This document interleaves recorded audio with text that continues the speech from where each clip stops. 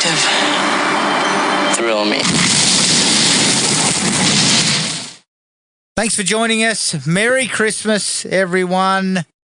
Tonight's episode, we've done the 1984 version. We've done the sequel, which is basically the 1984 version, fucking repurposed. But tonight is the remake, Jared, of Silent Night, Deadly Night. We went and saw this in the cinema. The one showing a night, I believe. One showing a week. Down here, we didn't really want to watch it.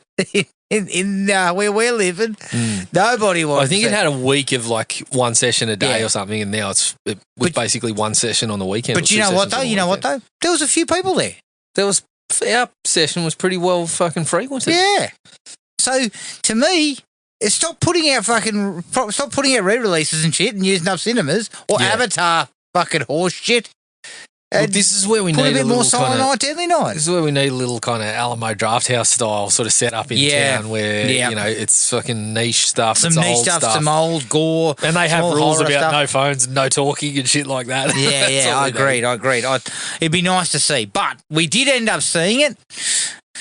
So we will cover Silent Night, Deadly Night for the 2025 Christmas episode. But before we get to that, Jared, what have you been watching? I did get a couple of things in. I finished off the Diddy documentary. Look, Fiddy is loving life. Yeah. And it's pretty clear that Diddy's career is fucking over. Yeah. Like, you kind of gave a little shudder there before you spoke. I'll tell you why. Because there is no justice, Jared. There's no fucking justice. That guy's not getting what he should get. Well, didn't he pay off his missus for a portion of the stuff? He may have paid his missus off. I don't know a lot about that, but the jury said he's clearly a fucking shocking person. Yeah. We saw the footage, but it wasn't a domestic violence case. No, that wasn't part of it. How do you get him on the DV stuff if she's not going to make a complaint? Correct. So that then takes away all that, and clearly they didn't have enough evidence for some of it. So there's no real justice, unfortunately. Yeah. The only justice is exactly what I think Diddy is and 50 Cent is currently fucking wallowing in, which is this guy's career is fucking over. Like, it's over. Wallowing? I mean, the guy is just loving it. Gleeful. Every time I see him. He's never been so fucking happy. Every day. There's another Instagram clip of him, and he'll go into, he doesn't care about the question. He'll go into fucking great detail about what he's enjoying. An unrelated question. That's what I like. He's not even like trying to hide it or make it kind of like sobering in any fashion. No, He's just fucking straight into it. Yeah. The blokes. They're talking about something unrelated, and it's like, well, did he fucking blah, blah, blah. His comment about, what do you think Diddy's going to think of this? He's going to say, wow, this is a great documentary. I couldn't stop laughing about the one where he's like, those pictures in court when he looks like a raccoon. He's like, he got old really quickly. Fiddy. Fucking hell, Fiddy. I love it. Rub and salty. You know what, though? I fucking love it. Because the bloke is just unapologetic. Yes, yeah. He's just happy to see this happen for some reason. Yeah. I then watched Predators. Not the Adrian Brody Predators, Jared. The one about to catch a predator. Okay, yeah. I'm like you, yes. It early on, I'm just like, fucking, these people are just awful. And they are. The people that they're catching. Yes. Absolute scumbags. You string those fuckers up by their balls. Yeah. Right? But as it goes along, it starts to blur, as you said. What the fuck? Who's in charge? Clearly not the cops. What's the end game? Like, what are you actually trying to do? Because, as the guy that was making the doco sort of said at the start, I thought, Chris Hansen was trying to find out, why do you do this? And what's the cause? And all this sort of stuff. But now it's just... No, Chris is not interested in any of that. And it was just Skeeter Hansen. Fucking hell. What the fuck was happening there, Jared? Jesus. Yeah. That was fucking way out off the reservation now. I don't know what the hell those guys were up to. But it was interesting to explore because that shit's all over. I know. In social media. I know, and I thought that was interesting. I like the fact that they didn't spend too much time on that. Yeah. Didn't spend too much time on it. Chris Hansen, on the other hand, it was such a letdown. His responses to what was asked of him. Mm. Because he comes across as all sort of our mate Chris likes to stand up on the soapbox, but then doesn't really fucking follow through on it, I think, in the end of the day, because he sits up there and he goes, oh, these guys online, they're just in it for the clicks and shit. Not 2 minutes beforehand, he fucking makes it clear to everyone, we've got 400,000 subscribers. Yes, correct. Yeah, well, that's the same thing, Chris. And I think that's what the guy that making the film kind of successfully kind of showed, brings up. Without really having to press too hard. Without pressing too hard, and also without necessarily fucking crucifying Chris Hansen. No, he didn't but that's what I love. He kind of puts both sides on there. But in a way, Jared, he just let Hansen crucify himself. Somewhat. To a degree, because his whole response about that whole 15-18 situation was fucking unsatisfactory. It was unsatisfactory. But I think the thing with him is I still don't think, even watching it, I still don't think you look at it at the end of it and you go, fuck that Chris Hansen. You kind of like... He's not an arsehole, but I think he's lost perspective. Yes, as to where he might have started. I think that's what they kind of put out. That there's still... And they allowed, a few bits in there of Hansen to put stuff out where you say, well, there probably still is something to this that can be gained out of it. And, I think his motivations are for good. But have become warped a little bit. Yeah, he's just lost his way. And now it's about clicks and fucking followers and shit. But yeah, it was a pretty good watch. I did enjoy it, actually, I did. Very glad that you've got Paramount Plus. For another year now. You didn't I told you. I was about to can it, and then we started watching The Traders. Oh, you thought I better stick it out for another. Then you saw the price of it come up, and you were like, "Fuck!" It's also all on Channel 10, but with ads. Oh no! And fuck, they sting you with the ads. Oh, it's like 6 ads at a go. Oh Christ! So I saw the Paramount bill come in, and I quietly copped it. You quietly just said, I didn't see I got the credit card out and went,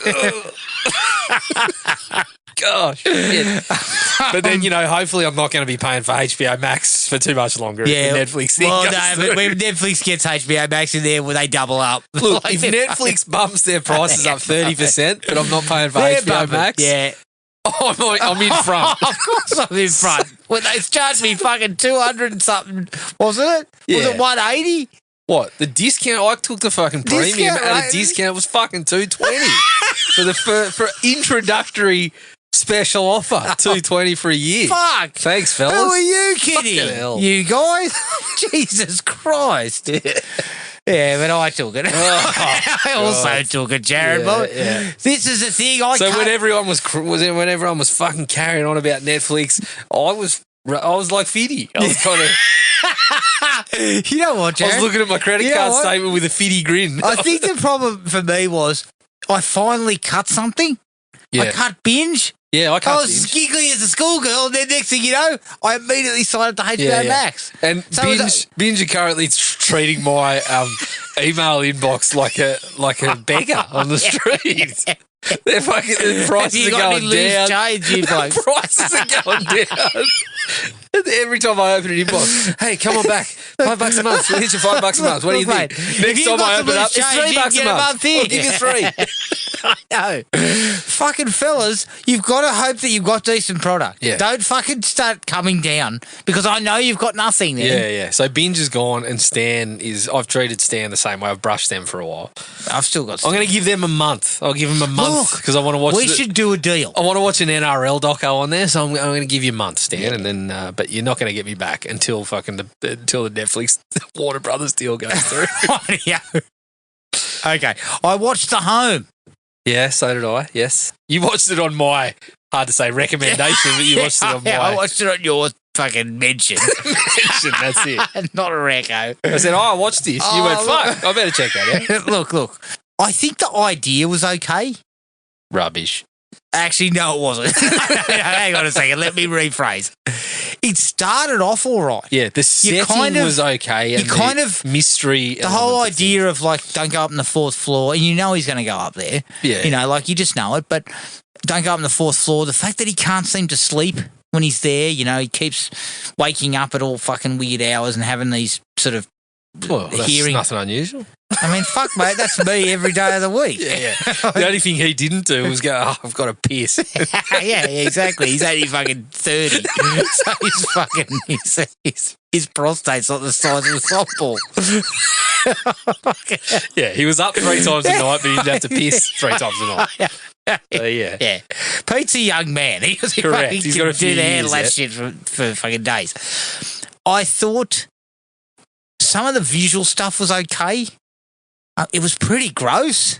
Fuck, it really fucking ramps up near the end. Yeah, yep. And honestly, I didn't mind Pete Davidson. I thought he was pretty good. He was okay. Like, he dialed down some of his, you know, shtick, and it was okay. Yeah. But the movie in itself, it was too slow.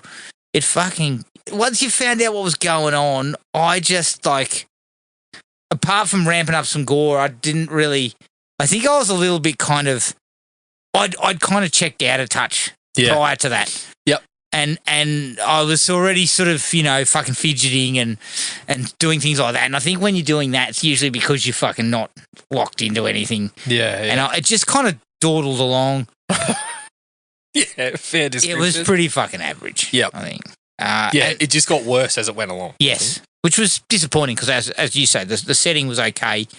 And I thought one of the performances were all right. Yeah. Pete Davidson was good. John Glover. Yeah, Johnny Glover was really good. His name. Every time he pops up, I'm like, that's the fucking mad scientist from Batman and Robin. That's it. Which is a disrespect to him because he's done some good work. Yeah, but Glover's actually good too. Glover was very good. But as it goes along, the further it goes along, it's like, ugh. And let me tell you something, man. That guy who plays the Doctor, you can never trust that prick in any film he's ever fucking been in.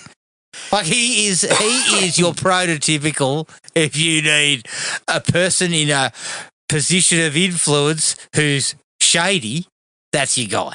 Mm. The only other thing I watched is I went on to Shudder, Jared, because I said to myself, these guys check if you were paying for it. I'm still unconfirmed? That's still currently unconfirmed, Jared. I don't know how often I've paid, but clearly they still let me log in. Maybe they're taking it from the same pool of money that I can't seem to find them taking it from either.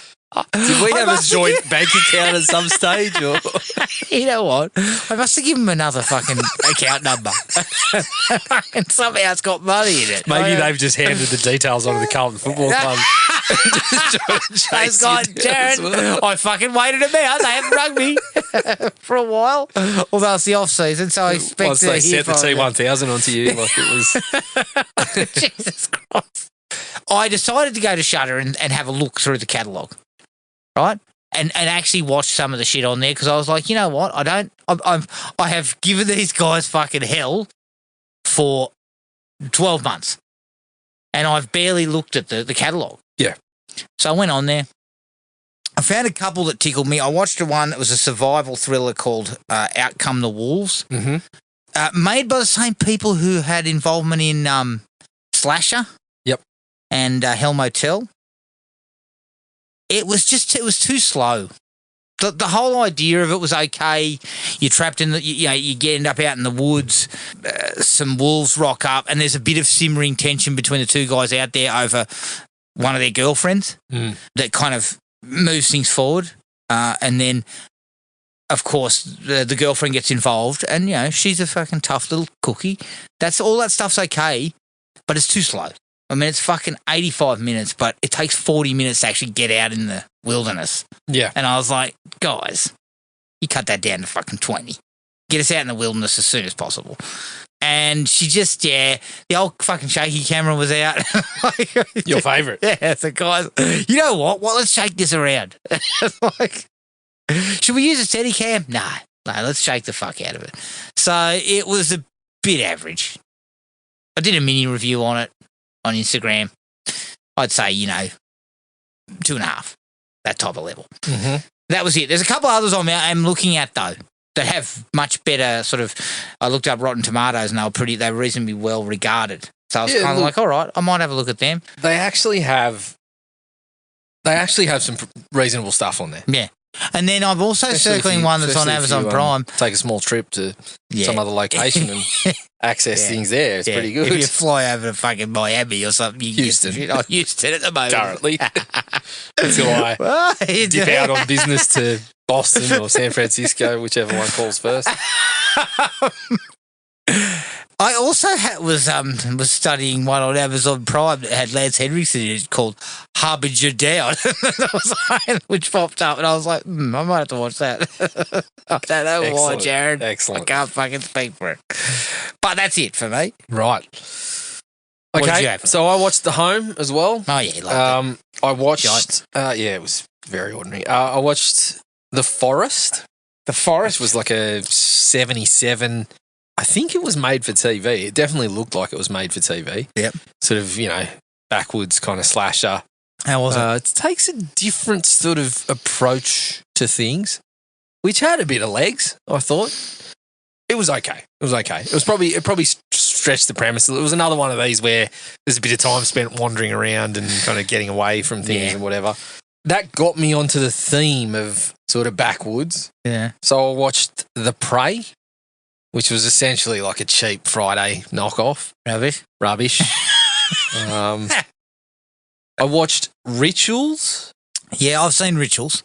Yeah. Hal Halbrook. Yes. It was all right. Like, it had a bit going for it, but the thing for me that undid it slightly was there was one particular character who was insufferable.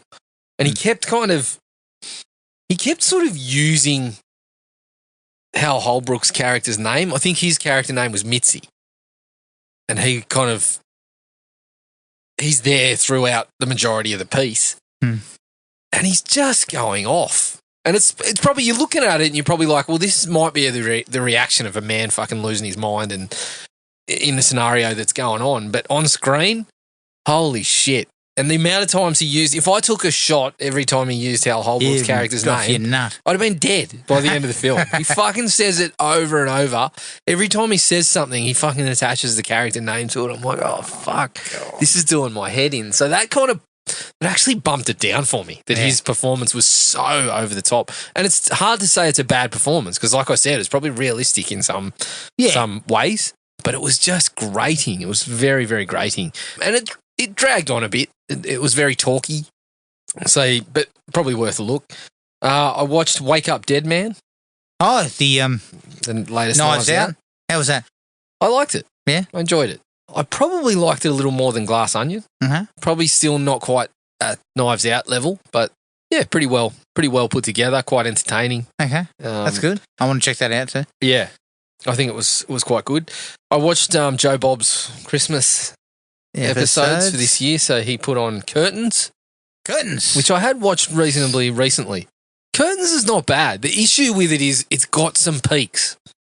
It's got a couple of real peaks in the movie. But in between can get a bit of shit. Draggy. The problem with Curtains too is that the fucking whole thing was reshot. Yeah. It's totally different. The director. There's an entire fucking different movie. Yes. Yeah. So and they did address that. They were like, the guy that was putting it together was rather artistic in his approach and that sort of thing. And then the producer who came on to direct the reshoots was just like, yeah, fucking shoot this quickly and chuck a bit of blood in there. Like that was. But yeah, it's got a couple of real peaks. I think obviously the famous scene on the ice. There's some good acting performances in there, and then the ending has a real has a bit of kick. The very last sort of couple of shots have a real kick to them, but in between can sag a bit. Speaking of sag, the other episode was Iced. That's a fucking sagger, all right. She's a sagger. I mean, I went to log it on Letterboxd, and the one of the previous most recent reviews was, this is the worst movie that Joe Bob's ever screened. I was like, shit, I that's a believe, big call. Jared, many years ago I spoke to you about catching it on YouTube, and there's a sex scene at the start. Is it correct? Am I correct in saying that? Because that's when the guy has an accident. Is that not correct? Yes. Or am I thinking about fucking No. Yes, the other one? it's a. I don't know. She's pretty light on in that department. But I believe there's a couple of naked people. Yes. Yes. Yeah, there is. And I said to you, I thought I saw the guy's balls. Well, it was pretty cold, so you had to be looking pretty close. But I can tell you this much. That guy's sack was probably the most exciting fucking thing that's in that movie because that movie fucking sucks, if I remember correctly. It does. I think one of the bigger things about it is the girl that played Wednesday Addams. Yes. Was one of the Lisa Loring. My parents, of course, allowed us to hire that back in the fucking day. So, once again. Well, the bad part Parenting about that 101. the bad part about that for you is that you've got to cop your mother blowing up when she walks in and sees what she's let you hire, but it probably wasn't worth it because it was a shit movie. It was a prick of a movie. I think even when I was a fucking teenager, I was like, this movie sucks. It's fucking never good. Yeah. So I was kind of doing things in 2s or 3s this week. So I went the backwoods and then after watching Ice, I decided to stay up in the ski resort and watch Shredder, which is one of your old favourites, I believe. Shredder's fucking crap too. Shredder's crap too. Shredder is crap too. I mean, I said to you that I think Shredder is marginally better made. The funniest part of it was the guy that's speaking in an accent. Yeah. And from the second he came up on screen, I'm like, he's not from there. And there's even a part where she goes, where are you from? He goes, Europe. Indecipherable, unidentified, parts unknown in Europe. Surprising where that goes. Real surprising. But anyway, that's Shredder was interesting. Shredder I enjoyed slightly more because it was very year 2000 kind of vibe. The fucking music and that dick brain who keeps fucking running around with the camera. Jesus. Yeah, it's not a good picture. No, it was not a good picture. Trainwreck, Balloon Boy. Yeah, I watched that one. That one was fucking pretty average. Adam, the Trainwreck series kind of sucks. Yeah, no, it has had a couple of peaks. Yeah. Poop Cruise. Yeah, exactly. But even Poop Cruise suffers the same problems, but it was funny to me. Yeah, but the problem with it was... It was funny to me. I know people that I've recommended Poop Cruise to that fucking hated it. 50 minutes was too much. Yeah. About Poop Cruise, about fucking Balloon Boy. No, see... I tell you the issue. They fucking get people that were involved. They get the father, they get the mother, they get the whole family to talk about it, but they continue to stick to this shit. Oh, we didn't do this. We didn't do it. Was there's no investigation as to whether or not we know. It's just one person from one side saying this is what's going on, and one person from the other side, and then they just toss a little. It's like you found It's like when you find an old receipt. And you pick it up and you're like, what was that for again? Yeah. It's like they find one of them and they just toss it out there and they're like, oh yeah, here's something. And then they fucking piss off and go and talk to someone else. 100%. I mean, I watched the video of when the thing went up and I'm like, the dad's fucking acting. Yeah. He's like, oh, what? He's in there. Yeah, oh, clearly that kid was not in there. Clearly. And it's sort of like, and then the kid goes on screen and in the interview and fucking says, oh, you said it was for the show or whatever. And then the dad's fucking, oh, no, he's fucking blah, blah, blah. The dad just talks a lot. He fucking yells and he fucking talks and tries to explain it away. Yeah. It's like, you guys did this. Dad is full of shit. And they were fucking... The whole family's full of shit. Mum was full of shit too. Weird group. They were. And obviously, this is the thing. Dad obviously has a level of intelligence because he's putting shit together that requires fucking scientific knowledge, that requires a lot of fucking study, but they had a track record of wanting to be famous. Yeah. And they acted very poorly in the video of the thing going pear-shaped. Yeah. It's like... Yeah. It's not hard to fucking put the pieces together and say it wasn't true. This is Juicy Smollett all over again. And Juicy's an actor, and I still don't believe him. No, Juicy's fucking 100% legit, Jack. He's got you. Juicy's fucking got me in. You believe him. Ask Fiddy. Let's ask Fiddy what he thinks of Juicy, because I need old mate that on YouTube that does the cold case where he drinks a fucking carton of beer and then comes up with a solution to a famous cold case. I mean, he'd probably come back again and go, it was Diddy. But I need him to fucking check into the Juicy Smollett one for me because I watched that doco and I'm like, yeah, I still think you're guilty, brother. Yeah. But again, I think Netflix keeps peddling this bullshit because we idiots like us will watch it. I think this is part of the problem. Yeah. And look, it's because this is the thing. There's no... And I don't want to sound like... There's no fact-checking on any Well, of this there's no either, fucking artistic integrity to this shit. It's just Netflix wants your eyeballs on there for fucking an hour. Yes. And I fucking play the game, Yeah, unfortunately. I don't play the game with their movies much anymore. No. But I'm playing the game with the docos because sometimes the subject interests me slightly. So I just kind of if I'm being honest, I watched Balloon Boy because it was part of the Trainwreck series, and I really didn't have that much interest in it. And by the end of it, I had fucking zero interest in it. Well, if it was 90 minutes and it was really digging in, and I heard this doco's really good. Yeah, maybe. That was my interest. But I saw 50 minutes and I thought, I want to know how this dildo is going to explain things and try to tell us that. Even the mayor of Toronto. Yeah. Started off well. I was getting a few laughs. By the end of it, I was like, okay. Well, that went the poop cruise route. It was kind of amusing. Yeah. The way but by the end of it, I was just like, nah. But then also not amusing in the sense that he was the fucking proto Donald Trump. Like he's correct. Right, he kind of just decides, yeah, I'm completely guilty of this, but I just say I'm not, and I'm going to fucking ignore it. Exactly. And people don't hold him to account. So it's sort of like, yeah, I don't know. It's yeah, we are a long way from the fucking thin blue line. Oh, fucking way off. Netflix are 10 miles from making a murderer.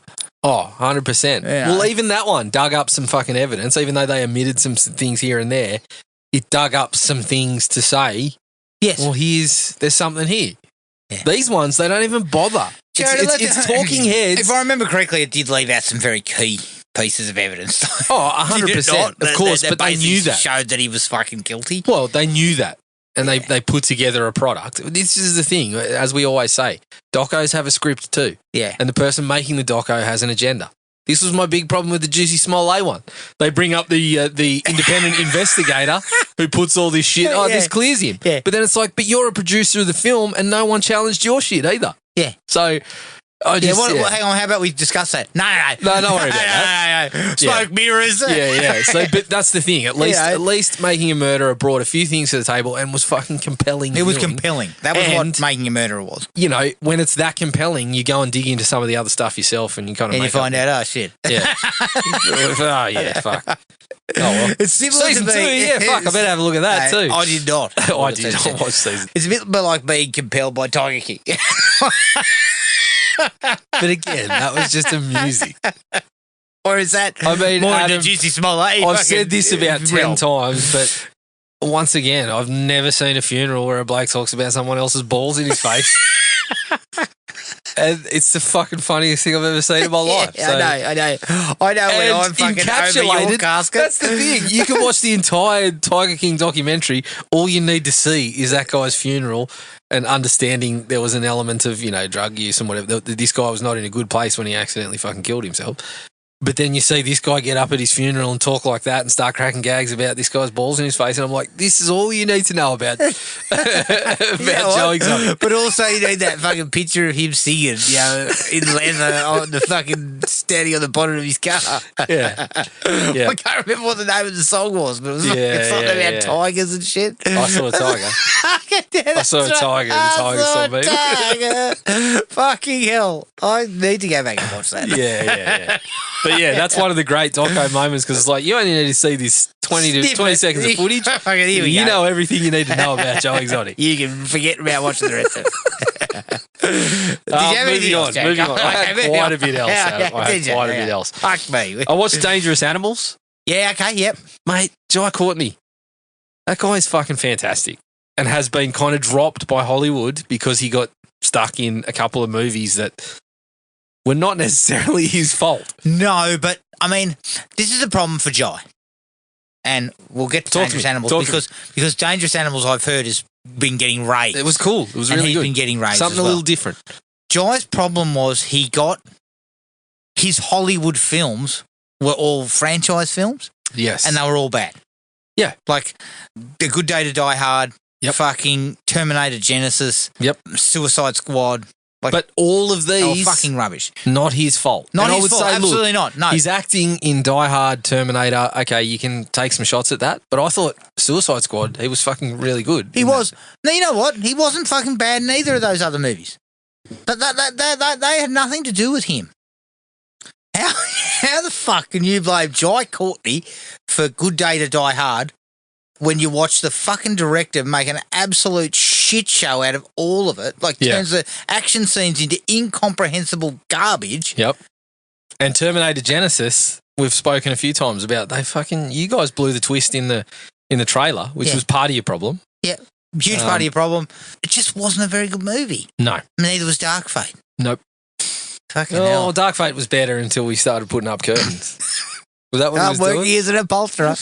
I'm a fucking robot. Fuck me. I'm a robot, but I'm in love and I can fucking upholster chairs.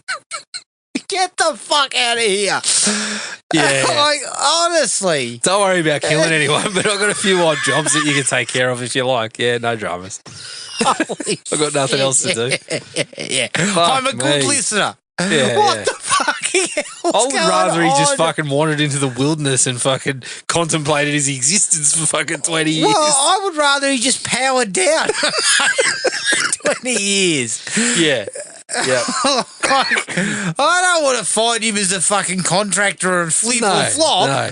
Yeah, I don't want to fucking find him giving me quotes for shit that I don't need and fucking charging me 20 grand extra on top of what I should be paying. Well, if that's the case, the guy who did my bathroom must be a fucking Terminator as well. I've run into many Terminators in the fucking in the business. In the contracting game, these fucking bricks are everywhere. Whoever did my roof is definitely a fucking Terminator. But yeah, Dangerous Animals was just a different take on familiar material. Yep. They just went a different approach, and Jai Courtney was fucking fantastic, and so were the other. I don't even know the other actors' names in there. I only know them as these characters, but they were really very good. Okay, well that's good. I need to check that out. Yeah, definitely. Shudder. I believe it was on fucking Binge. So, Jesus Christ. I reckon if you call them up and haggle, you probably get it for $1 a month and then cancel after one. Maybe I should be upfront with them. Listen, I just want to watch a couple of films. I want to watch one movie. 50 cents? Like, guys, I'm going to tell you right now, I'm going to sign up for a month. That's $2. Then I'm going to fucking cut it off. Just create another email and sign up for a fucking 7-day trial. Yeah, and then boom. Mate. See you later. Go on. See you later. So after that, and here's where I decided I needed my fucking access to Tubi to be cut off by somebody. It's an act of sort of self-preservation. That should have been done fucking months ago. I watched I Know What You Did Last Christmas. Well, the funny thing was, Jared, I saw that on Instagram and I was like, better fucking find this. Couldn't find it, of course. I think it came from those ITN people that just fucking, they made like 90 movies last year. And that's all, you know, it's the Pooniverse. It's all shit. The Pooniverse, but then all this rubbish that just ends up on Tubi when you look at the poster and you're like, oh, God. And how was it? It was terrible. You said that we could have made it. We could have. Like, it was just... How much do you reckon it was made for? Oh, jeez. I don't know. It was pretty cheap. It was like one location. It was cheap costumes. It was pretty fucking cheap. And it doesn't even, like, if you're going to go with that route, just copy I Know What You Did Last Summer, but set it at Christmas. They didn't even do that. I mean, the accident is they fucking locked someone outside in the cold and they froze to death. That's not even an accident. But they play it up as a prank, and it's like a couple of times she's knocking on the window, going, "Oh, it's really cold out here," and the people kind of look at her with a dirty look. And Jared, as Tom Atkins will tell you, that's nothing but collegiate tomfoolery. Exactly. What the fuck's going on? Yeah. Fucking panty raids were set for later that night. Exactly. If someone died in the panty raid, well, that's different. Exactly. Yeah. So it was fucking terrible. More questions on that. It was absolutely terrible. After that, I watched Dave Chappelle, The Unstoppable, the one that he dropped on Netflix. Look, by this point, you know what you're getting. Yeah, okay. You know he's going to touch a couple of subjects that are going to leave a couple of sore points and that sort of thing. But the guy is still very amusing. Yeah. Very amusing. He does go on a few of those rants, and is he a grumpy old man? No, well, you can see there's this. He's hit this point where he feels like he's sort of got a voice for certain people, but he does infuse it with a lot of laughs. Like there's a point where he addresses, he was copping some stick for affordable housing in his region where some people are saying he opposed it or whatever. He fucking talks about that, and he talks about, I bought basically the whole town and all this sort of shit, and it's fucking funny. It's very funny. the way that he talks about it. You know, he talks about fucking bumping into Mick Jagger and all this sort of shit. There's a lot of funny stuff in there. The guy has not lost his touch in terms of being able to get a laugh. But there's certain things, you know, he's hit that point where he's like railing against what he can make fun of, and he talks about going and doing that performance in Saudi Arabia and stuff like that. So there's going to be things that people vehemently disagree with. But I don't know, the guy is just, he's essentially, he was a legend of the era that we were kind of watching that stuff in, and he's moved to a different place for a lot of people now, which is fair enough. But I kind of still watch the guy because his previous work was so fucking funny. Yes. And there's still moments of it in there. So whether you agree with what he's saying or not. But that's you know, subjective. That's with everyone. That's a lot of comedians that I've watched recently. If you're going to disagree with certain gags, it's like, fuck, you're going to have a hard time finding a lot of famous comedians to actually watch. Yeah. Because they're all fucking pushing a few boundaries here and there. But obviously he's kind of taking a few of them sort of head on, and I don't know whether I agree with portions of that, but yeah, the guy's, his material is if you're still getting a laugh, funny. I think isn't that the main part of the whole thing? Yeah, there's still things in there that are very amusing. There's still points of that where I'm kind of like, I kind of wish you'd stay away from it somewhat, but you know, yeah, there was definitely laughs to be had.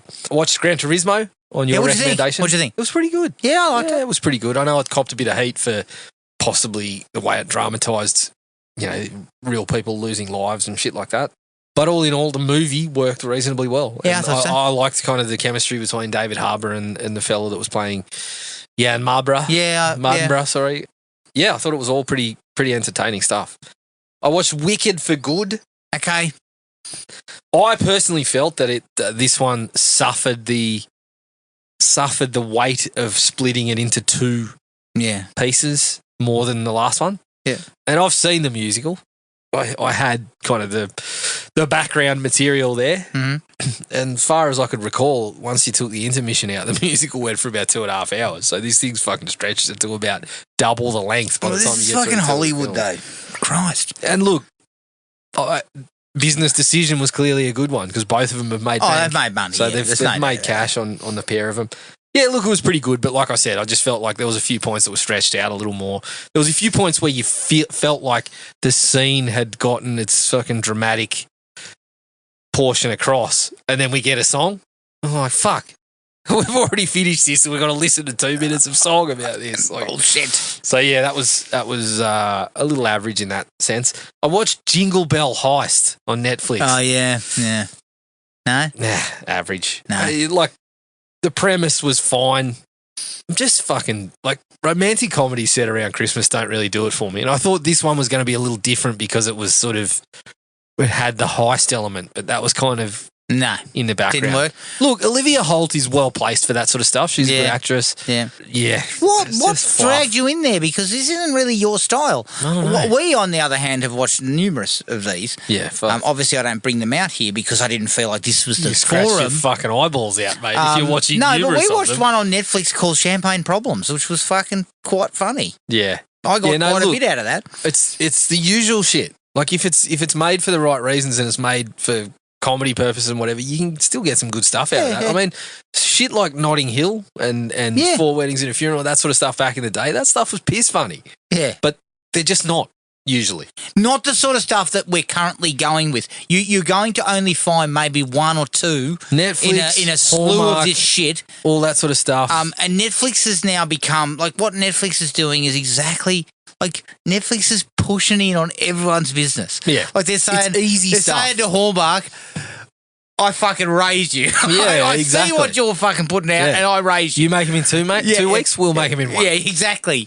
And so what Netflix is now doing is fucking cultivating that shit on the side as well. Yeah. Because it's all part of dominating the entire market. So they make it. Yeah. But I don't want to watch it. I watched this one. I thought, this looks like a higher brow affair than your standard Hallmark. Was it just you who watched this? Or was it just me. Yeah, it was just me. I was just looking at Christmas Fair. I was looking at, actions, horrors, that sort of thing. And I just stumbled across that and thought, well, I'll give it a go. The heist element might and the work heist was bullshit. Fucking bullshit. It was all bullshit. Okay. It's just, I don't know. They're just not funny. Yeah. They're just not funny. Well, they're made for fuck all.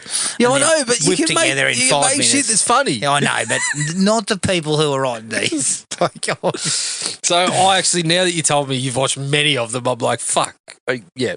I feel sorry for you. but I'm watching them with my family. Yeah, and I they're know, but that doesn't make it funny. I know, but they're not funny. 90% of them aren't. Like the ones that we've watched are kind of meh. Watching it with my family. This one, Champagne not have- Problems, kind of stuck out of a pack of like shit. Adam, watching it with my family would have caused marital problems because I'd have been sitting there going, this is fucking shit. Yeah. See, I don't rail because I'm like, well, hopefully there'll be a good one somewhere. Yeah, but there's not. So There isn't many. I can say that much. Yeah. So I and moved on Netflix is to the biggest exponent of fucking shite. So I figured if I was given, the shit horrors and actions a run, I better give one of them. That pushed me well away from the genre. Okay. For a while, I went on to Silent Bite, which was also on Tubi. Oh, fucking hell. Sharks involved, I'm assuming. No, it was Vampire movie? Yes. It was basically like a crew of fellas pull a heist on Christmas, But they're and then vampires. end up holed up with vampire problems. So like Dusk Till Dawn. Sort of. I wish it was. It does kill on. My Christmas wish was going to be.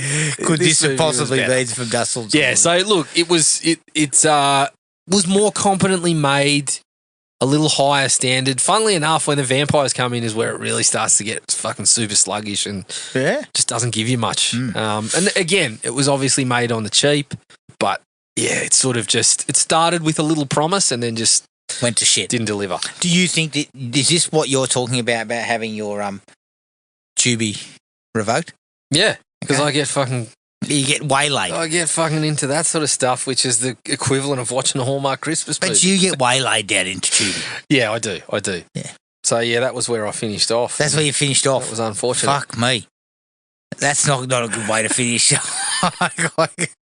Well, I'm just glad I didn't. It's like when it's like when you're playing basketball and they say don't leave the gym on a miss. You got to make one. I left on a miss. You always left on leave a on a bit. You miss. must have gone like Always leave on a fucking 2 miss. for 20. You're fucking John Stark. There was a couple of decent ones in there. But On Tubi, it was fucking John you're 0 Stark. 5. You're Yeah. fucking not hitting anything. Yeah. It's like inside the paint, I'm hitting everything, but once I step outside, it's fucking all over the place. You're also sagging on fucking defense constantly too, Yeah. by the sound of things. Getting dunked on. Right, well, that's a 45-minute rundown on our Christmas viewing. Okay, but we're going to take a break. Here's the trailer for 2025's Silent Night, Deadly Night. 'Twas the night before Christmas, the house locked up tight. Yet a shadow approached in the dead of the night. With a glimmering axe, so lively and quick, I knew in a moment it must be Saint Nick. Kind of been drifting my whole life. I'm ready for something real.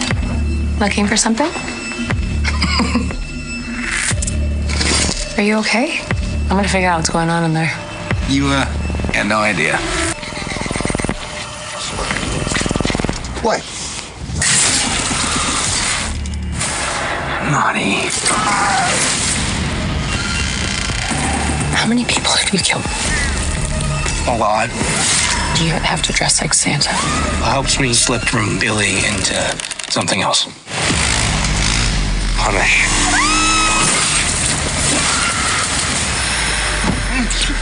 Wait. Keep it on. Are you ready for this?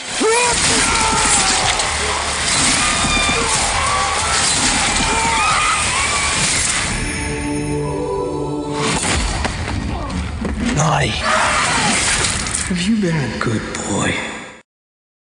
Silent Night, Deadly Night from 2025, written and directed by Mike P. Nelson, who made the god-awful remake of Wrong Turn. He also directed Sweet Revenge, the Friday the 13th short that I questioned its existence. Not Well, everyone's questioning its existence now that's been deleted from YouTube. Yeah. They fucking pulled the pin. I don't know what happened there. Yeah, Jason Universe going very well. There's an email recently to you. They tried to do it quietly, but then many influencers on YouTube said, "What's going on here?" So yeah, Jason Universe hitting another home run, left and right. What's next? I think Crystal Lake will get arsehole. Personally, I think they decided to redesign the mask and shit, and just quietly thought we can quietly scrub something off the internet. No, you can't. So it was also written by Michael Hickey, and it's based on the original motion picture, which was. The story was by Paul Kamey. It stars Rowan Campbell as Billy Chapman, Ruby Modine as Pamela Sims, Mark Atchison as Charlie, and David Lawrence Brown as Dean Sims. I don't know what its budget was. It was produced by about 400 people. I'm not going to go into the details of that. Cineverse one, isn't it? The guys that did Terrifier and that own Bloody Disgusting. And I think it made about... And look, the box office is a little bit up and down, but it didn't make a lot of cash in America. I think it made like a couple of mil. Last I saw, it was between like 1.5 to 2 worldwide. Yeah, 1.8 says here. Yeah. So those are the details. What was your take? Generally, I was pretty happy with it. Are we giving a score? Yes. Yeah, look, I was pretty happy with it. I thought I'd much rather watch a remake where you're going to take an approach like this, where you're going to take elements of the original but say, all right, let's try to sort of wrap it up in something little different. So yes, initially when we got the sort of, the voice in the head kind of angle, I was pretty happy with that. And I thought the kills and the approach of like the advent calendar and stuff was kind of cool. Yeah. As it goes along, you've got to cop a little bit more as things sort of get going. And there's a few things that they leave just sort of ambiguous, which in a way, if you try to start describing and start trying to go into how that all works, you're getting the shovel and you're digging deeper and deeper. So I think it was probably wise to stop where they stopped. Yes. But where they stop is still a fair sort of, it's still a fair leap to take. Yeah. Which I think will kind of make or break some people's viewing experience. I think by the point we got to it, I was happy to take it. And I think I didn't love it, but I was like, okay, well, I'm going along with it. And I feel like it was kind of successful in what they were trying to build with the two lead characters. And so, yeah, we got a bit of carnage. We got some kills that were pretty fucking grotesque. We got one particular scene that everyone's been talking about that I almost felt like was kind of for the sake of trying to go viral almost. Yes. It sits in the dislikes for me. I don't think it necessarily sits in the dislikes, but I feel like the motivation was definitely let's go viral. And I think that's a similar issue with what's going on with Terrifier. Yeah. No, you're correct, Jared. It wasn't a bad scene. Like, the scene did its job in a sense of what I got out of it. Yeah. But the reasoning behind it. Yeah, that's right. I was just kind of like, what the fuck have we got this for? Yeah, I look at why does the writer or the director or whatever put this in?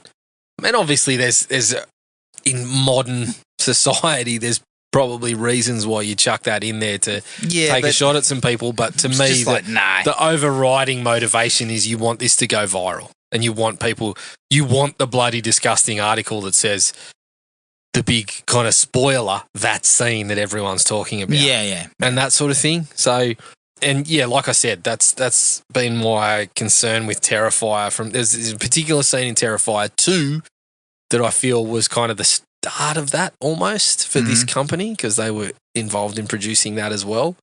And it's sort of been that way since. There's always... in these movies, in the last two Terrifiers and this, there's been, that scene. And it feels very, you're trying to do this. You're very much motivated by trying to get that conversation more than, what you want in the movie per se. But taking that aside, I thought Rowan Campbell was really good. And I think, I've kind of, I wasn't necessarily down on him for Halloween Ends. I was down on where his role in Halloween Ends certainly went. But I don't think the guy's a bad actor by any stretch. I think he's actually really good. No, I don't think that either. So I was kind of happy to see him kind of get in this and have a chance to sort of, for the people that didn't like Halloween Ends like myself, to kind of get back in our good graces somewhat, and I think he did. Yeah, okay. Ruby Modine, the same. I think she's pretty good. Yeah. So all in all, I was pretty happy with it. I settled on a 3. There was points where I was probably pushing towards 3.5, but I think all in all, where it landed, 3 is probably fair. Yeah, I would agree wholeheartedly. I thought it was a decent effort. It did a nice job of kind of tying back to the original. It took it slightly in a different direction, but not too far. Like we weren't fucking out having major swings at all sorts of random shit. Yeah. We were still in the ballpark of what the original was. And look, let's be honest, the original is shit. Like it's shit.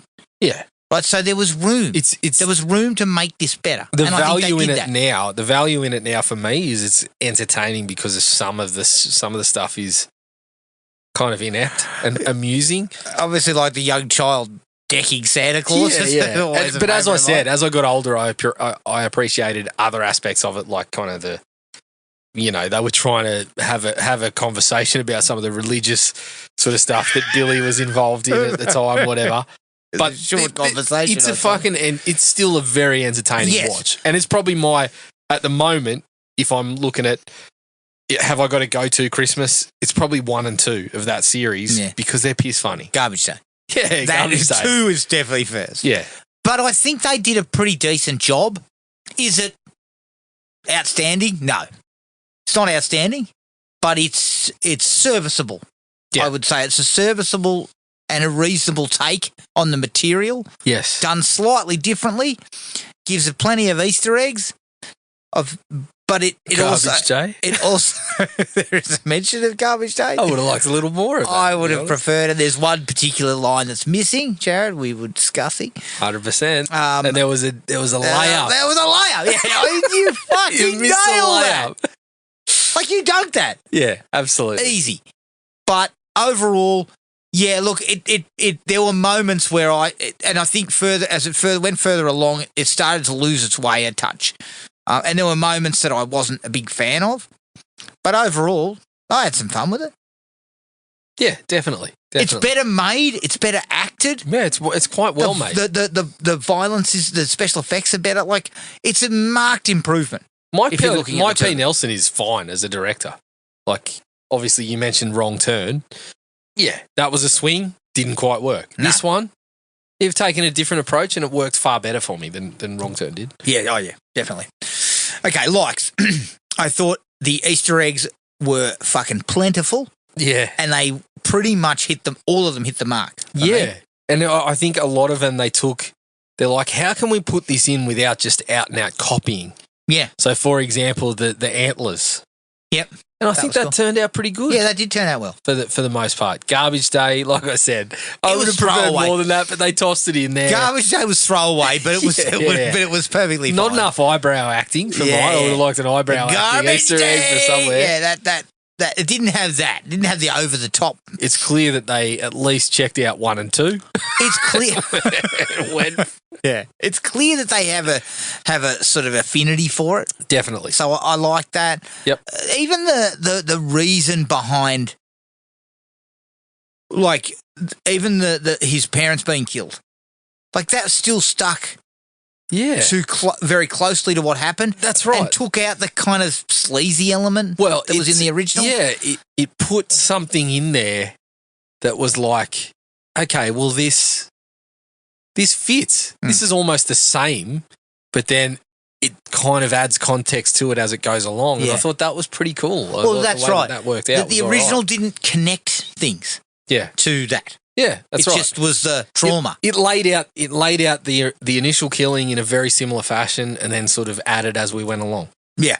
Which was fine. Yeah, I was happy with that. Yep. Performances? All good. Pretty solid. Yeah, good. Like I said, Rowan Campbell, I like the guy. Yeah. I do. Even, the Corey Cunningham, I could put that aside. Was that his name? I can't even remember. Was it Corey? I think it was Corey. Or was it Cody? No, I'm pretty sure it was Corey. Corey. But I think he's a good performer. Yeah. And I think it's admirable almost to go back to the well when you've possibly copped a bit of a hiding the first time around. Yeah. Yeah. So I think it's kind of cool that we got him in a role like this. He's very good in it. Yeah, I thought he was very solid. And I thought him and Ruby Modine worked well together. Yes. Yep. And the performances that we get around that are all fine. Yeah. When we're talking about, we talk about budgets and things like that. Obviously, this is not a massive budget film. No. But all the performers are extremely capable. Yes, yes. And again, the film looks good. I think in terms of its production values, its performances, its direction. I mean, I would say that Mike P. Nelson was workman. Like, it's not. There's touches of craft in here. There's touches. I think there's definitely touches of craft. There's touches of craft, but not. It's he puts the pieces together serviceably. He lays it out, right? Yeah. It's not directed up the wazoo, but it doesn't need to be. It's a slasher film. I'm putting it out there. I actually think the guy is a good director. It often comes down to the material, and I think he gets involved in writing it and whatnot. So, Wrong Turn. You look at something like Wrong Turn, and he is sort of. Well, he didn't necessarily. Did he write Wrong Turn? Was he involved in the? I don't know. I didn't check that. I know he's the director. Yeah, but anyway, I actually think he's a pretty good director. So, I think that part of this movie holds up quite well. Yeah, agreed. I think he does a decent job exactly with what he's got. Yeah, the pacing of the whole piece, the scenes where there's the violence and all that sort of stuff. And she's quick fire at 85. Yeah, like it's not something that gets sort of bogged down. There are a couple of moments where it gets a little bogged in just around the halfway mark, but it's never kind of caught up in anything kind of silly or that they don't deviate off to anything where you're kind of like, well, I could have done without it. Yeah. If you get what I mean. Yep. So it's pretty tightly paced and quick and to the point. Yeah. So it looks like he wasn't involved in the writing of Wrong Turn, and he was involved in the writing. Well, there you go. That could have been one of the problems with Wrong Turn, is that, as you said, they took a swing there. It was a very bad swing. It's just that it actually wasn't. I don't think it was a bad swing. I think it was just badly executed. Yeah. Yeah. Okay. So they took a swing, but it was just it wasn't very very well executed. Yep. What else would I say here? Because we didn't get to take notes because we're in the cinema. It's a bit hard to be breaking it down as hard as. So I would put it's gory. Yeah. It's definitely gory enough. Oh, yeah.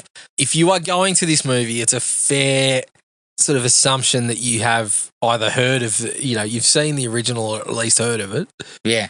I think in our cinema there was a few it was mostly older people.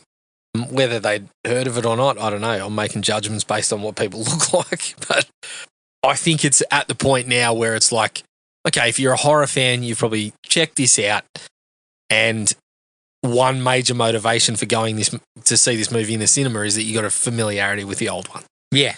So if that's the case, then you're going to expect some gore. Yes. And so they've thrown that out there. And again, same sort of motivation if all you've heard is this is from the producers of the Terrifier movies.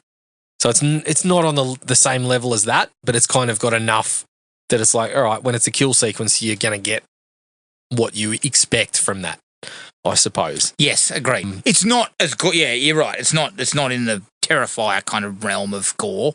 Yeah. But it's pretty grotesque. Yeah. Far more than the original was, if you're going to put it that way. Yeah, definitely. I didn't mind the advent calendar. It was pretty fucking gross, though. Like, dude, like, yeah, clean that shit up. Get a new one. A new one every year. Fucking minimum. Yeah. Yeah. But I like that stuff. I thought that I kind of dug. I've got a dislike behind the kind of the romance, I guess you'd call it. But I did like the fact that they were both kind of like, he's clearly damaged. Yeah. And she was kind of like not necessarily on board, but her character, when he first starts kind of, he's a bit weird and a bit out there, she's also a bit out there. I think we've finally been able to diagnose you, Adam. I think it's explosive personality disorder, isn't it? Is that what With the extreme narcissistic rage. Isn't that what Funny We Jim can leave Carrey's that got? one out. I think it was the explosive part. Was the 0 to 100. 0 to 100 is finally. That's me. Yeah. Fuck, we worked that out. We diagnosed me in the middle of this movie. That's what you've got. yeah. But I like the fact that we I'm glad that we found time to diagnose you in the middle of you constantly moving your chair every 3 minutes. because I was fucking trying to keep my fucking the knees. joints limber. My knees were sore, and so were my hips, and I couldn't get Every comfortable. time I looked at you, you'd be stretched out like a pencil, Yeah. and then 2 minutes later, you'd fold your seat up like a pocket knife. 'cause And I was I'd like, look at your fuck. face, and you're fucking grimacing. It was hard. It was a hard slog. Oh shit! Like shit, mate. fucking These hard. chairs are pretty comfortable. No, this was not comfortable for me. And I thought, look, I think I was actually having some pain management issues as well. So it was none of it was Bring good. some bloody tiger balm to the cinema. or Fuck, I something needed like to bring that. some horse gel. We'll get you in one of those massage chairs. You know We'll those see fucking, points you can kind can of get upgrade. something called horse gel, and it does actually say on it for Yeah. use on horses. Yeah. It doesn't actually So say you anything put it on about your using legs, and you can't fucking- fucking feel anything. Exactly. I think I need to go down that I route. think so. But I like the fact that they were both kind of, I guess you could say, damaged. Like she was kind of damaged as well. And she didn't kind of shy away from him being a smidgen weird. Do you know what I mean? I was happy with that kind of angle, especially when you first meet her and he kind of, everyone kind of makes out like, you know, she's kind of, you know, she's good looking and, yeah, you're thinking that she might be one of these kind of bitchy types that kind of keeps him at arm's length initially. Yeah. But she doesn't. Like, they kind of get together pretty quick. You know what? I actually like that because I thought it was like, all right, they're doing exactly what we talked about. It's like the Hallmark fucking Christmas thing, but they're two lunatics. Yeah. Which was- So I was okay with that. And it actually served to hand in hand with the fucking voices in the head stuff. Yeah. You bought the relationship.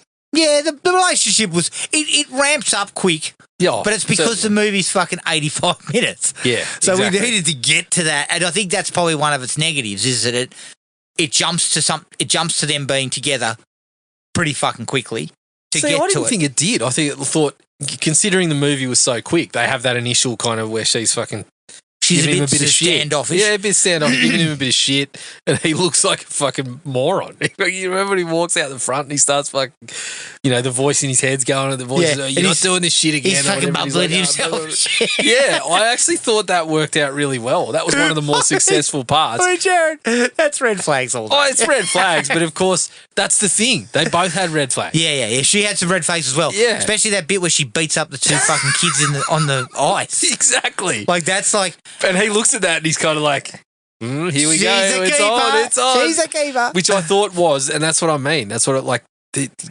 They're going with this. All right, it's Silent It's a Night, Deadly Night, romance. but we're taking a different approach. So we're going to go with what the modern fucking Christmas film is, which is what we said. We're fucking drowning in romantic Christmas horse pictures. shit at Christmas. So they incorporated a bit of that, which I liked.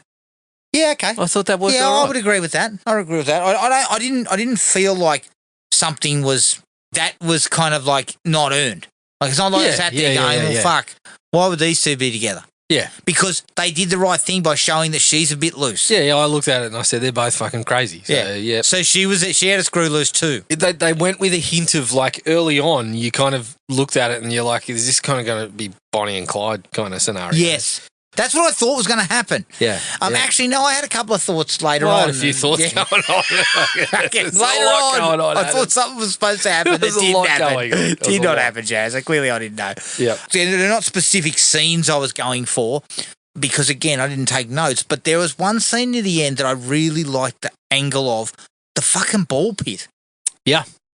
Like, down into the basement, it's just a fucking thing of balls. It's like one of those ball pits that you have at a kid's place. And you know the funny thing? I've spoken to you recently about Five Nights at Freddy's. Five Nights at Freddy's has there's a mythology around a ball pit Yeah. that I've played in the games and shit like that. Yeah. Well, it's not a fucking ball pit in either of those To be movies, seen. really. And Silent Night, Deadly Night Yeah. does it, and does it pretty fucking well. And it worked well. It worked really well. Yeah. And it kind of added a sense of like the toy store Yeah. to this creepy shit where you couldn't see what the fuck was happening. Yep. You couldn't see in the dark corners. And, you know, he's up against the I guess you'd call the villain of the piece. And I really liked it. Yeah. I was thought it was actually good. pretty impressed by the way that was handled Definitely.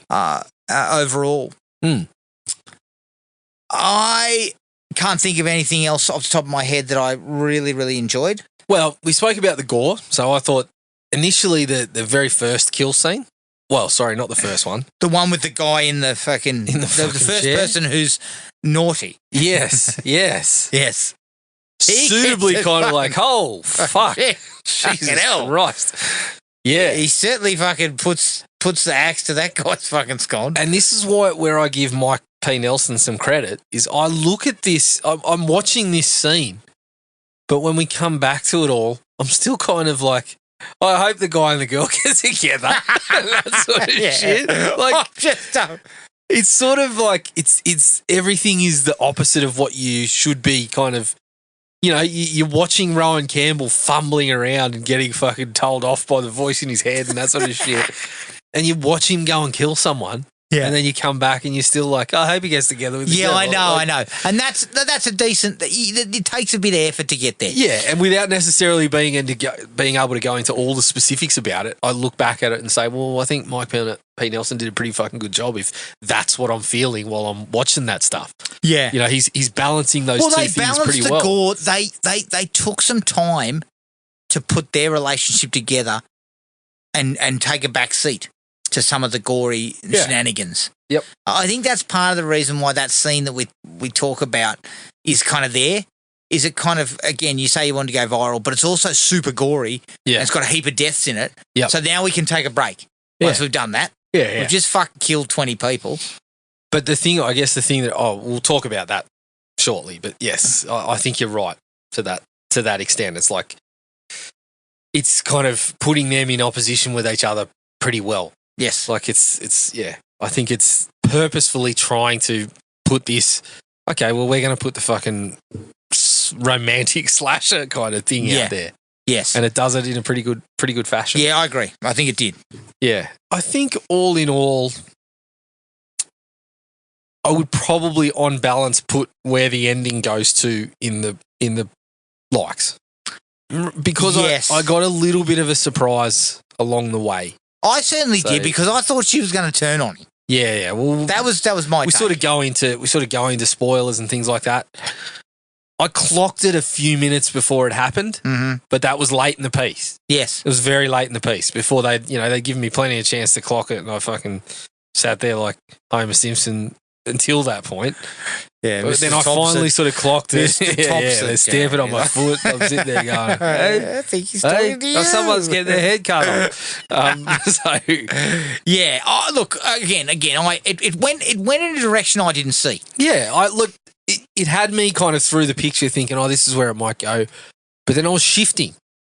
I sort of shifted a few times. The sands And were then shifting underneath your feet. Yeah, the sands were shifting, and then we got to just prior to the ball pit where I was like, oh, I think I've clocked it. Yeah. And that's kind of where I it went. thought that's the thing. I had not clocked it. Yeah. And I thought in the ball pit she was going to shift. She was going to shift. Yeah. And she was going to turn on him.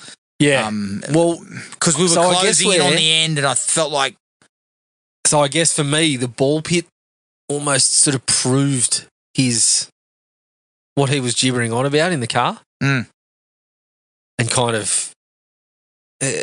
of allowed her to get on board. yes. And that was the point where he was talking in the car, and then we kind of started sort of shifting towards that last scene. I was like, oh, I think I know where we're going to go here.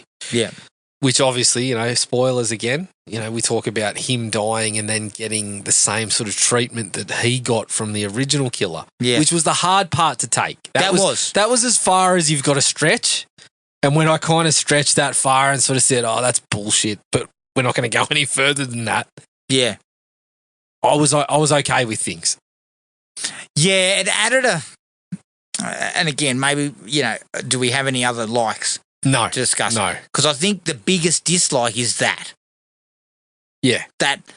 almost supernatural element that has been kind of grafted. Yeah. And it's not in it much. Well, It's not like initially the I thought it was really good. There was no sort of insinuation or there was no confirmation that it was actually the guy. And I guess even the way we go, it doesn't necessarily confirm. It's just a way of, there's people will put their own theories out. Oh, these people are mentally broken from what happened, and this is the way they process. Yes. Which was perfectly fine for me Which with was the fine. voice in his head. But never explains why everyone that we kill is actually a bad person.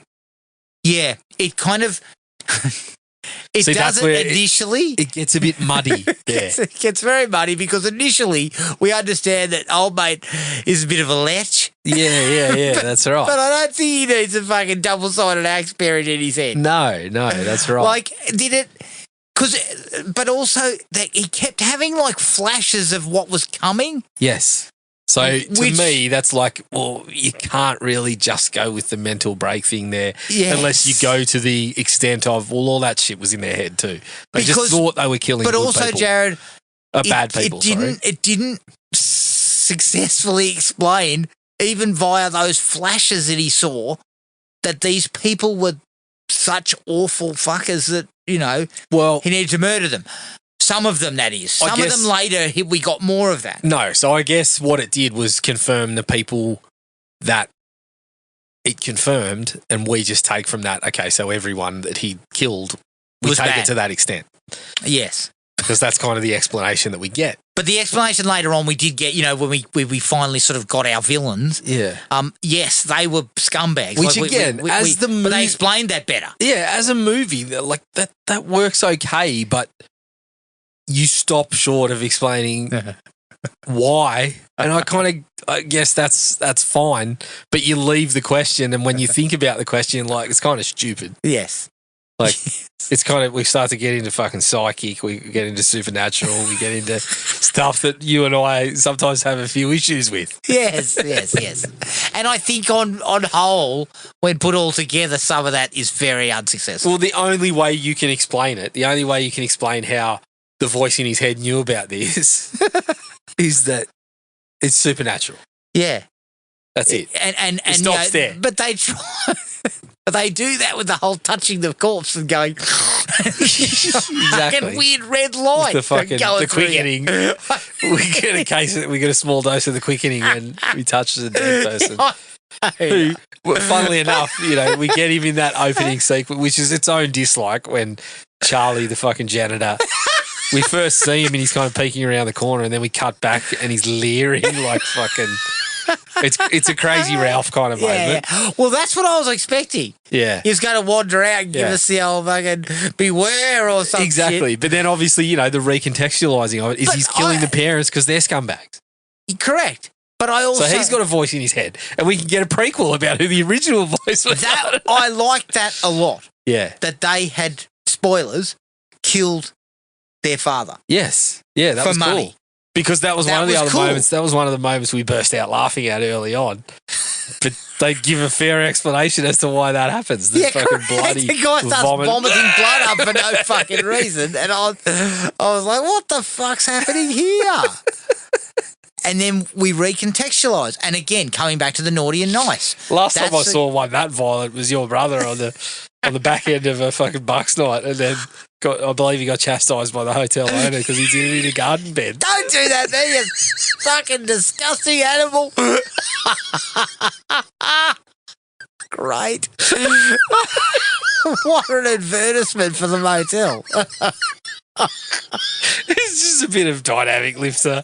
Don't worry about it. We'll get the hose out and spray it. Check into the fucking Blue Moon Hotel. the ambience out the front is the guy fucking It going was out the front. It was out the front. directly out the front. Like, fuck. Just take another 10 steps. Go to the next property.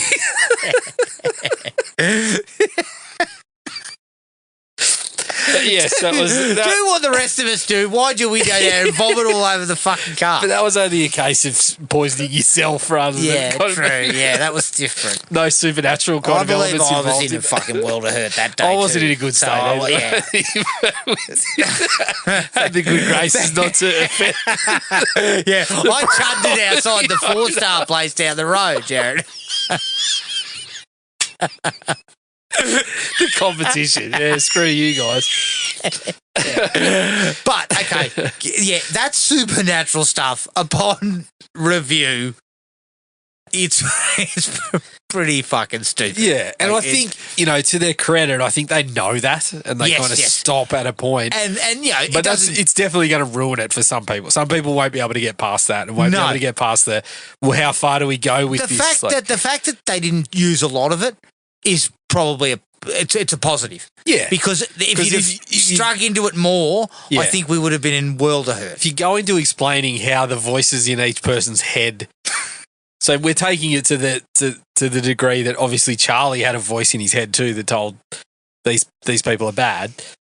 That it's like you kind of looking for an explanation of, well, how do they know? And the more you go into that, the more stupid it gets. It's a rabbit hole that could get really, really ugly. Yeah, so although it's probably popping up in the dislikes, it's also probably a wise choice to stop where they stopped. Yes, agreed. Now, again, I've got 2 other dislikes, but one of them's more of a... Well, I'm not going to say, like, the sequence in the fucking Nazi group. Yes, the viral let's scene. go viral scene. Okay. First, he's got to kill that woman. Yes. I can't actually work out what reason. Because she's a Nazi. So he's worked out that she's a Nazi. Well, she was yelling at her kids and she was, yeah. But that doesn't make you a Nazi. We've all yelled at our kids. And again, if he's getting flashbacks, wouldn't the Nazi stuff be why he's killing them? Correct. But he kind of seems surprised when he turns up to the party and that's what it is. He rocks up to the party and it's a fucking group of white supremacists who are Nazis. And then... Which surprises him. He hasn't clocked that before. So he hasn't worked Charlie out... didn't clock that shit. Yeah, so he hasn't worked out that she's a Nazi. Maybe we got that wrong, but that's what I got. Maybe. Maybe the flashes, you saw something, I don't know. Maybe she had something, was wearing something? Like a swastika somewhere? I don't know. I didn't see it. The sequence as a whole is entertaining. Yeah, definitely. But it's also another one of these things where they have to, at the start, the cops are kind of looking for him and have clocked this Christmas killer. Yeah. But then he fucking cuts the swath through fucking 500 Nazis.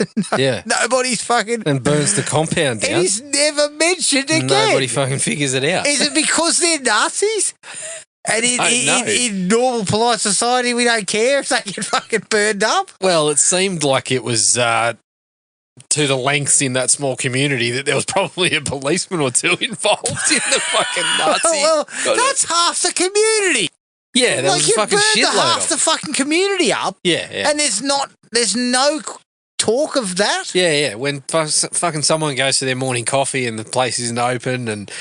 oh shit, I'll go to the petrol station, there's no one open that either. Like, shit, what's happening here? Where's the guy opening the 3-star fucking motel with the guy out the front having a vomit? Yeah, when someone's out the front vomiting and no one's chastising them, where is that not person? Right. In between fucking heaves, I think something's not right. Oh, yeah, usually someone would be yelling at me by now, but I'll go again. Yeah, hey, like I'm in agony. I'm on my knees, But my favourite part about that is I think old Luke was in a state where all he could do was cop the abuse, but he didn't have the strength to move anywhere else. He just had to sort of finish, cop it, and then move along. Can't just pop up and say sorry. Sorry, mate. And then break into a trot to get out of the place. Hang on, mate, I'll go down the road. He's just got to stay on his haunches going, or something like, look, you're an animal. That was... And then say sorry and just sort of slink off. Yeah. No, get hauled back into the car as we fucking accelerate away at pace. Jesus Christ. Good times. Fucking brilliant. Very good times. I've fucking got questions on who was driving too. Because, Yeah, shit, well. I don't think anyone was in great nick. That weekend, like Luke was in such a state that fucking weekend, he would have yacked outside the Hyatt. Yeah. But if you were a guest at the Hyatt, they would have said, "Oh shit, can I help you, sir? Let me get something to clean that up."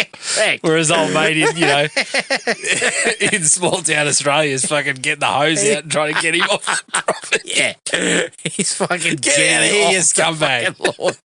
As quickly as he can, and he doesn't take your business either if you turn up later. That's right. Yeah, so that whole Nazi thing, it's, again, the more you look at it with a lens, it's like, what the fuck is this? Like, Yeah. why? It doesn't hold up. Why did we have to do this? Yeah, it's a small town that ISIS Trinket Tree can survive and not be run out of business by fucking Toy World. Yeah, Or you just killed 55% of your fucking customers.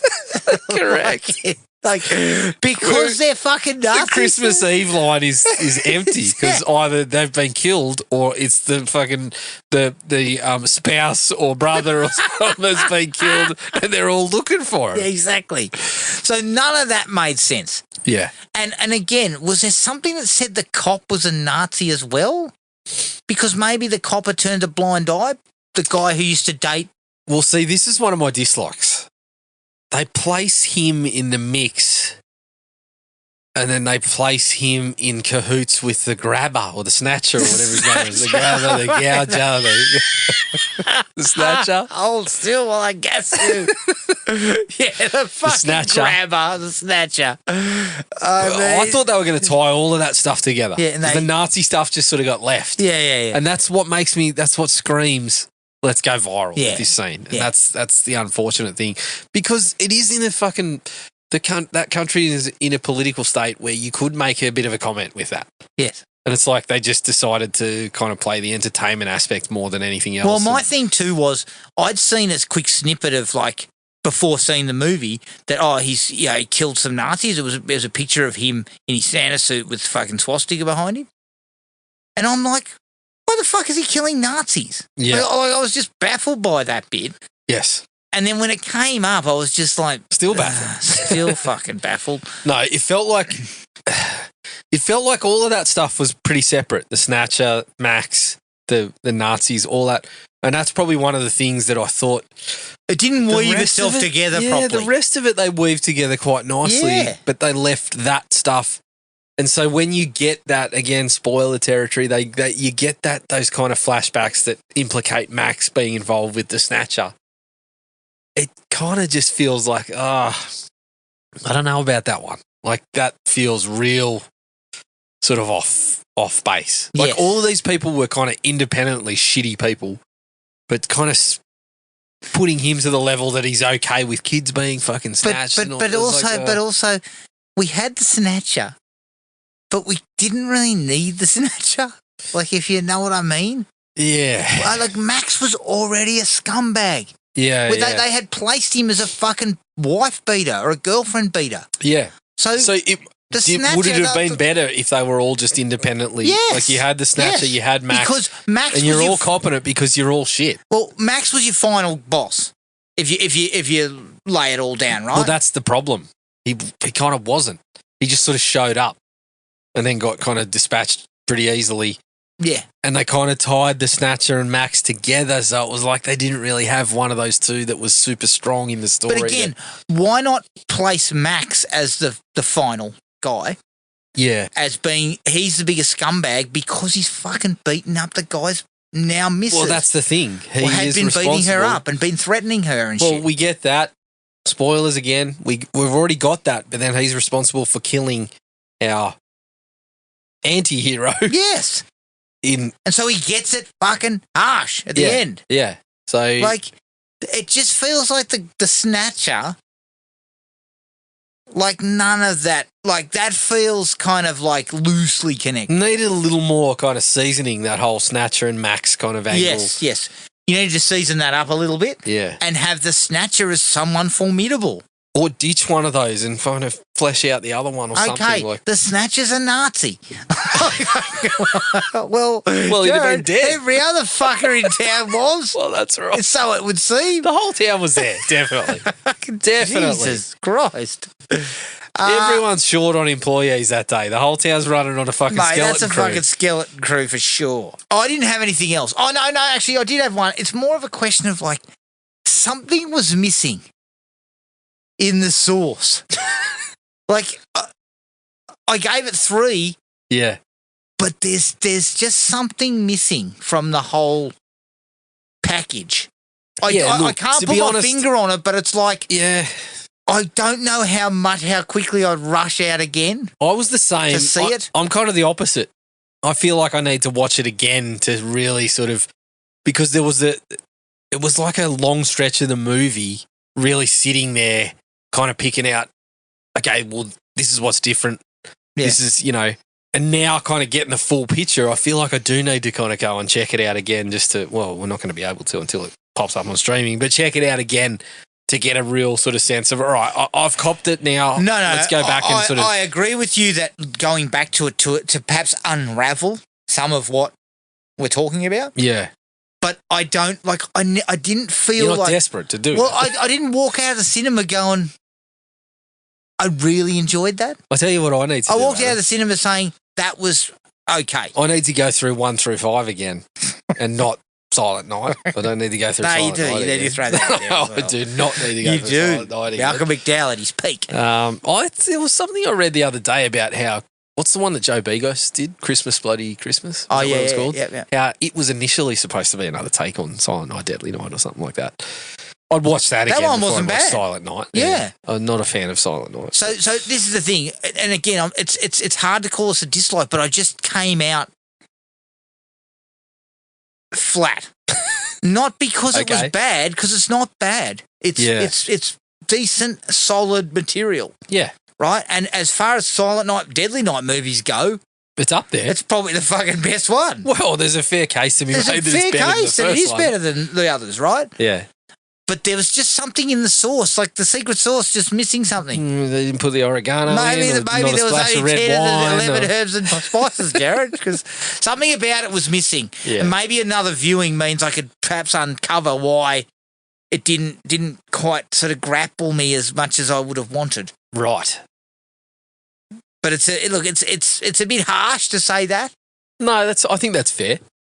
But put it this way, same mob that did the Terrifying movies, that was much better than the Terrifying movies. Oh, look, I cannot for the life of me work out why those movies are successful. Yeah, I think it's so part popular. of it's just like a gap in the market almost. Yeah. Because I'm still, if anyone can explain to me like the story from Terrifier 1 through 3, people keep telling me, but no, 2 and 3 really deep in the story.